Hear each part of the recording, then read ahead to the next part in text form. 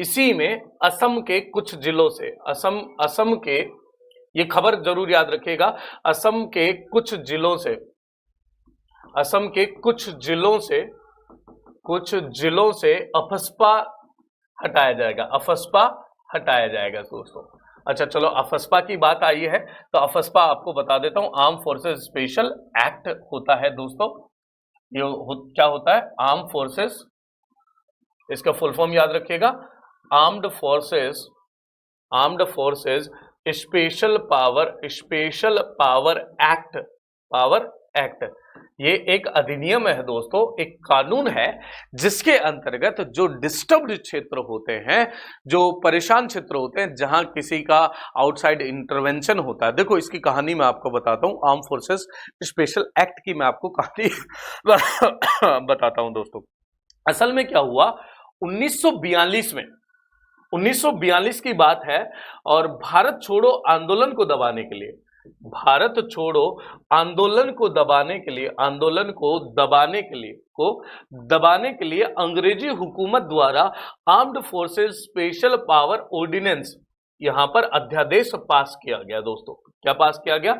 Armed forces अध्यादेश यहां पर पास किया गया दोस्तों। आर्म्ड फोर्सेस स्पेशल पावर अध्यादेश पार किया गया भारत छोड़ो आंदोलन को दबाने के लिए, और इसमें विशेष अधिकार दिए गए जो सशस्त्र बल होते हैं दोस्तों, हमारे सशस्त्र बल होते हैं, सशस्त्र बलों को दोस्तों विशेष प्रकार से अधिकार दिए गए कि ये बिना किसी दबाव के काम कर सके और वहां पर उस बात को दबा सके, भारत छोड़ो आंदोलन को खत्म कर सके, जिसमें कि सशस्त्र बल की जिम्मेदारी कुछ नहीं होगी। वो बिना पूछे किसी भी व्यक्ति को जांच करने के लिए उठा सकते हैं, जेल डाल सकते हैं, टॉर्चर कर सकते हैं, गोली चला सकते हैं, ऐसे सारे विशेष अधिकार दे दिए गए आर्म फोर्सेस को।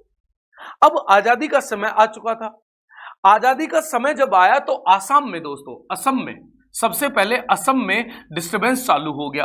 असम में कुछ बहुत सारे अलग विशेष प्रकार के संस्थान बनने लगे और वो असम को भारत से अलग करने की मांग करने लगे दोस्तों। इसीलिए 1955 में दोस्तों असम डिस्टर्ब्ड एरिया एक्ट आता है, असम डिस्टर्ब्ड एरिया एक्ट आता है दोस्तों। इसके अंतर्गत, इस एरिया अधिनियम के अंतर्गत दोस्तों जो सशस्त्र बल है इन्हें विशेष अधिकार दिए गए 1955 में दोस्तों, ठीक है। और आगे चलकर 1958 में संसद के द्वारा सशस्त्र बल विशेष अधिकार दोस्तों, याद रखिएगा, हिंदी में इसे बोलते हैं सशस्त्र बल विशेष अधिकार अधिनियम दोस्तों, विशेष अधिकार अधिनियम दोस्तों इसे बोला जाता है। याद रखिएगा 1958 का ये अधिनियम है सशस्त्र बल विशेष अधिकार अधिनियम, जहां पर जो आर्म फोर्सेस होती हैं हमारी, इन्हें विशेष अधिकार दे दिए जाते हैं किसी अपराइजिंग को या कोई डिस्टरबेंस हो उसे दबाने का दोस्तों। तो असम डिस्टर्ब एरिया एक्ट आता है 1955 में दोस्तों। इसके बाद डिस्टर्ब्ड एरिया एक्ट आता है 1978 में। इस तरीके से लगातार जो भी डिस्टर्ब्ड एरिया थे, खासकर कि आपको मैं बता दूं नॉर्थ ईस्ट में असम हुआ, मणिपुर हुआ, और वर्तमान में तो अरुणाचल प्रदेश भी हो गया, अरुणाचल प्रदेश भी हो गया।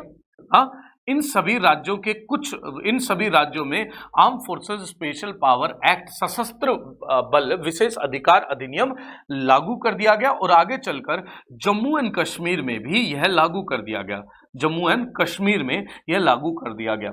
हालांकि इसके लागू होने के बाद जो मानव अधिकार वाले जो संस्थान होते हैं, विशेष प्रकार के जो ह्यूमन राइट्स कमीशन होते हैं, उन्होंने इसकी निंदा भी करी और बार बार इस बात पर चर्चा भी हमेशा रही है कि अफस्पा को हटा दिया जाए।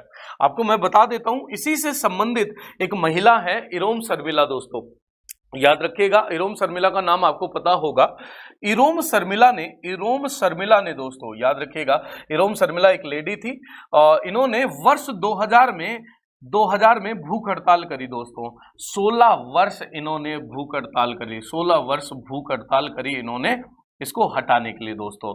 इसके लिए एक समिति भी बनी है, अफस्पा की न्यायिकता के लिए या अफस्पा की प्रासंगिकता को जांच करने के लिए दोस्तों एक समिति भी बनी, जस्टिस जीवन रेड्डी समिति। याद रखिएगा, जस्टिस जीवन रेड्डी समिति, याद रखिएगा मेरे दोस्तों, जस्टिस जीवन रेड्डी समिति का संबंध यदि आपसे पूछ लिया जाए तो जस्टिस जीवन रेड्डी समिति का भी संबंध अफस्पा से है, अफस्पा की न्यायिक प्रासंगिकता के लिए है, अफस्पा के मानव अधिकारों के बहुत सारी खबरें जो आ रही थी कि मानव अधिकारों का हनन किया जा रहा है, उसकी जांच करने के लिए जस्टिस जीवन रेड्डी समिति बनी।